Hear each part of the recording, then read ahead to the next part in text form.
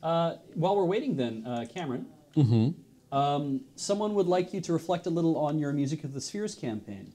Oh. It's their... They said, I can't stop coming back to this campaign. I think it's my favorite Dice Friends thing so far, and I'd love to hear Cam talk about it a little. Okay, well, Music of the Spheres was a 2-shot Call of Cthulhu campaign I ran last year around Halloween.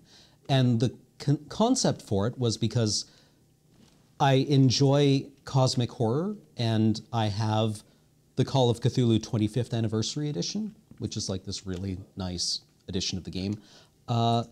But generally, I don't like the game's mechanic. Anyway, the concept of the game was that it was set in the near future, and the players were beta testing a app, or a game, a mobile game, a mobile AR game. It was kind of like Pokemon Go, only with cosmic horror, and you would go around and do stuff and like do investigations and have to meet up with other investigators.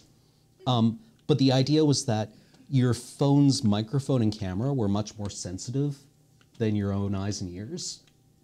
And because the app would, always be listening and always be watching, your devices would be hearing and seeing things that you couldn't see or hear. Spooky. And I think it was, the idea took root as, I forget where I first saw it, but somebody proposed the idea that maybe one day our computers that design and optimize everyday use objects.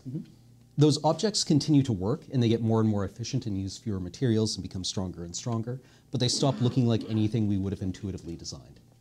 And the idea there is that our intuition is not actually very good at parsing how the universe works, but what if our machines get it?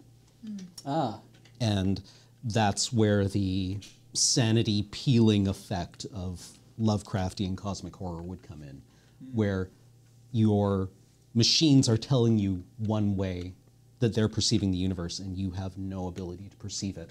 Right. But it's objectively correct. And it's communicating that to you. Yeah. And you're like, that has to be true, because why would the machine, it wouldn't be making up stuff. It's telling me what it's seeing and what it's hearing. Yeah. I liked the campaign. It left me very unsettled. I would have loved to have made it 6 episodes long. Yeah.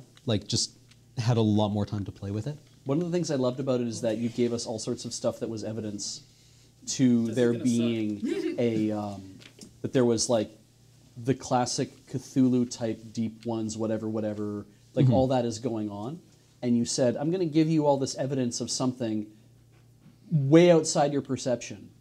And your level of interaction with it is going to be very minimal. Because most Call of Cthulhu games turn into be sure to pick up your gun so you can shoot things because you're gonna have to fight whatevers, and it's we didn't get that kind of catharsis. No. I always thought the idea that it's a deep one. I rolled a hit with my Tommy gun. Oh my God. I hit it D100 times. Yeah. Snore. It dies. Yeah. I shoot the Shoggoth with a law rocket, and I'm like, okay, no. What if we could just punch our fear? Yeah, exactly. Right, and that's what Be able to.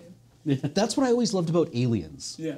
Right, like the movie Aliens, where they show up with colonial marines to blow away the aliens, but you can't fight your fear like that, right? You can't fight what actually. Doesn't work. Yeah, you can't fight fear with force of arms. Yeah. You have to confront it with courage.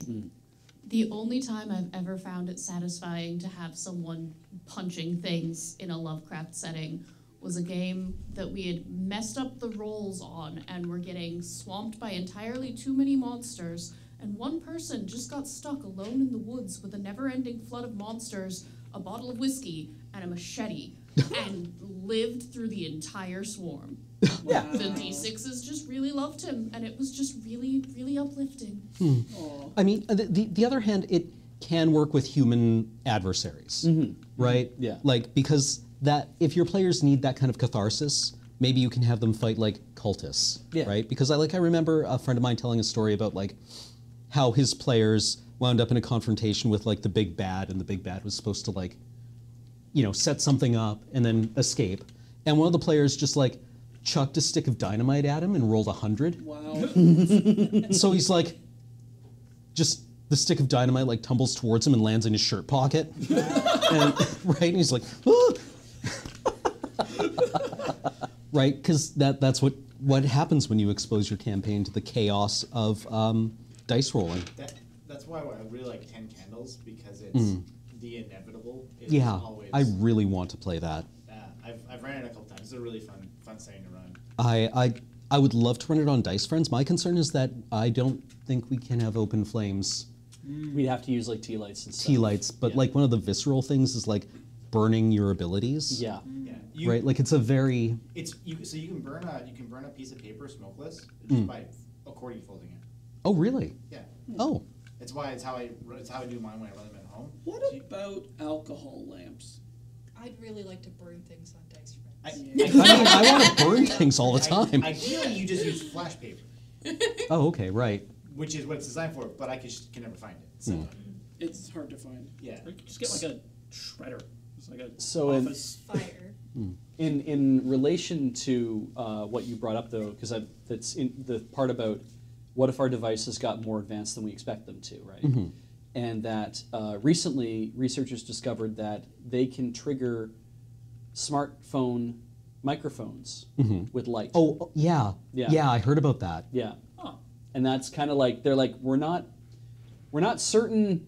We know we can do it. Yeah. We're not certain why the microphones respond in this way, That's weird. but Yeah. we know we can do it. Yeah, like one of the things in the campaign was that the devices can see and hear things, and one of the reasons that it's a problem is because they have no filters. Right? Like what keeps us Hashtag no filter. what keeps us safe is that our brains are just like they don't need to know about this. Yeah. I mean, your But brain's our- just, I just constantly lies to you all the time. Oh yeah, yeah. But like our devices are just sitting out there, like a completely naked nervous system with no ability to protect themselves. Yeah. Either just before or just after this next bit,